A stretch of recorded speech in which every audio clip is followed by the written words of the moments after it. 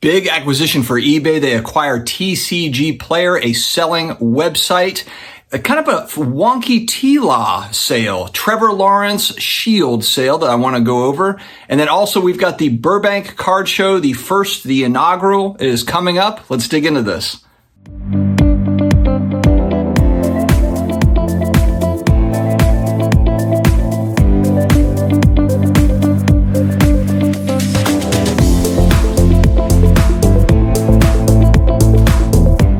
Hello to all my sports card collectors, investors, all of my collectibles friends. We are back again. It is another day. It is another card video. Guys, if you're looking for sports card content pretty much on the daily collectible stuff with a little bit of a finance twist, you have come to the right place. Don't forget to hit the subscribe button down below. And if you do like what you hear, the like button definitely doesn't hurt.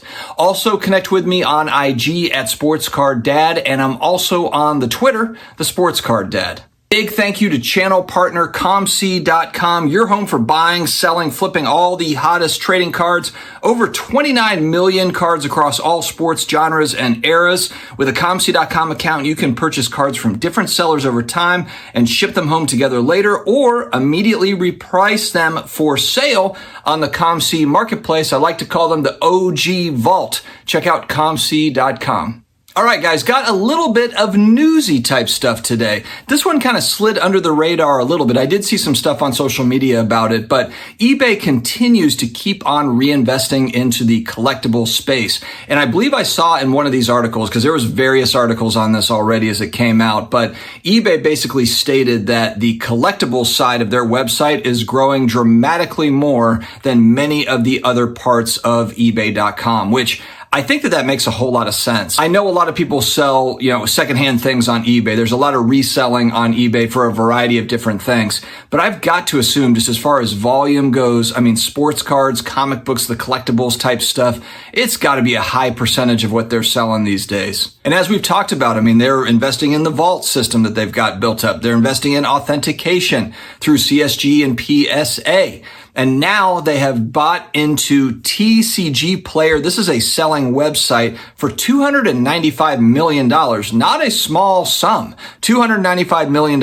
And this is a specialty site that is geared around Magic the Gathering, Pokemon, Yu-Gi-Oh cards, Final Fantasy. So stuff surrounding trading card games. And we've really seen a massive uptick. If you look at kind of that PSA backlog as they've been whittling it down, I think it's been the last 3 or 4 months, or maybe not this past month, but I literally saw 3 or 4 months where TCG cards were the number one category that PSA was grading, which really kind of shocked me. I know that there's a lot of Pokemon collectors, there's a lot of Magic the Gathering collectors, but just living in the sports card world, I just assumed that this is kind of all the base rookie cards, right?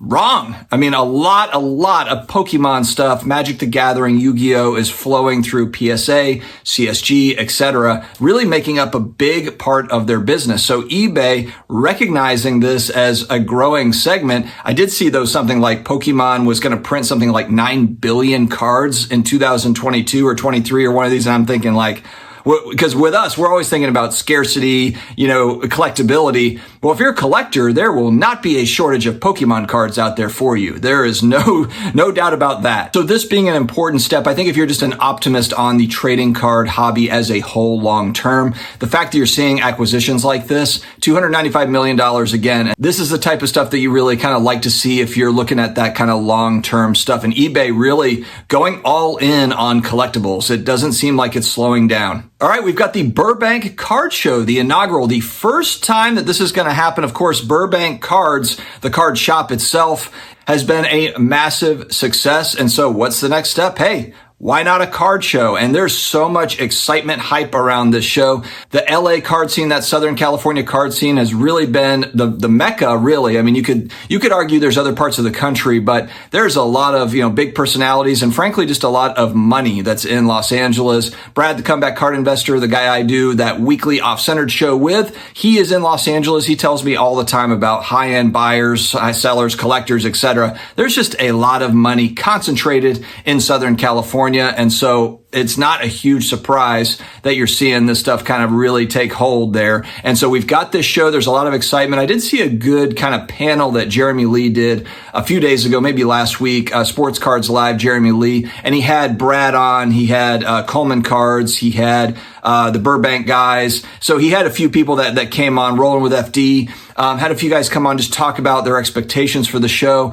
And there's one question, I forgot who answered it, but it was kind of like, hey, could this be a spot for the National moving forward? Meaning like in Los Angeles on the West Coast, since there's such a big card scene there. And I saw one answer to it that I completely agree with. And it's, why not just keep it in Rosemont and Chicago every single year? It's there in the Midwest. It's central to where the West Coast can get there. The East Coast can get there. It's easy to get in and out of Chicago. The airport's like 5 minutes away.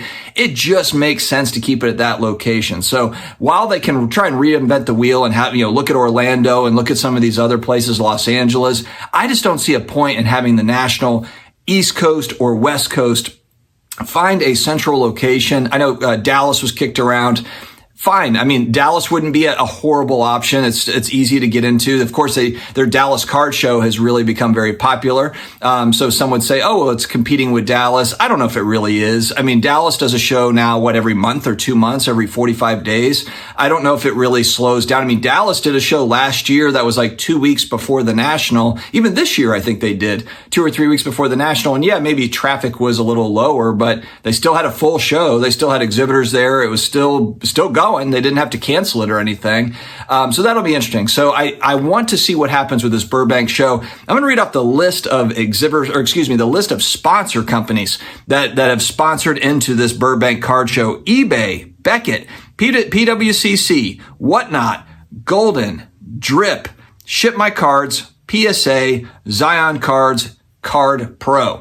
There's some huge sponsors for this event. So there is a lot of excitement around this. It sounds to me like listening to the Burbank guys talk about this is kind of a trial, kind of like they put this show out there, they see what happens, what's working, what's not working, they reevaluate. I wouldn't be surprised if this grows into a massive kind of annual West Coast show, maybe biannually, maybe they have it twice a year, but certainly if it has success, which I really do think that it will, I think they're going to do this right, and it's going to turn out really good. So this is August 26th to the 28th. It is this coming weekend. So we'll be watching. We'll be keeping an eye out. I want to see some content from it. Just try to get an idea of what it's about, because I've been meaning to get over to Los Angeles anyway. And so that would be a great excuse if there's kind of the National every year, and then we have kind of our West Coast National, the Burbank Card Show. I think that would be really cool. Probably go to the Mint Collective every year, possibly. We'll see how that kind of evolves. Plan on going in March. So yeah, I mean, there's some cool things going on in the card show space. So let me know if you're planning on going to that Burbank card show. Last but not least, I just want to comment on a recent sale that, again, just boggles the mind in my opinion. Now listen,